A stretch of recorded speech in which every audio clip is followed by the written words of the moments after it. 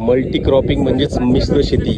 याच्यात ड्रॅगन बघा, ड्रॅगन लावलेलं आहे. ड्रॅगन सोबतच आता हे वरती वाढत जाणार हे असणारे सागाचं पण आहे. त्याच्या सोबतच आहे पेरू, तैवान पिंक पेरू, बरोबर. म्हणजे 3 बघितले आणि हे चौथं जे आहे हे आता कोबीची पण लागवड इथे चालू आहे. म्हणजे एकाच याच्यात बघा किती high density plantation plus multi cropping, म्हणजे वेगवेगळ्या पद्धतीची जी शेती जी आहे ही असं करून हे जे शेतकरी जे आहेत आपले पवार सर, त्यांचं जी शेती जर बघितली तर अतिशय उत्कृष्ट असं आहे, बरोबर. आणि जिथं जास्त तुम्हाला भाव मिळेल ते ठेवायचं आणि बाकीचं जसं पुढे पुढे आपण जाऊ 2 वर्ष 3 वर्ष 4 वर्ष तसं त्याच्यामधले आपण काही काढून घेणार. अर्थात साग सरळवरती वाढत जाणार आहे, त्याच्यामुळे त्याचा काही प्रॉब्लेम येणार नाहीये, बरोबर. पेरू, त्याच्यानंतर ड्रॅगन, त्याच्यानंतर साग आणि हे खाली असणारं हे कोबी आणि याच्याच अगोदर त्यांनी घेतली होती फ्लावर.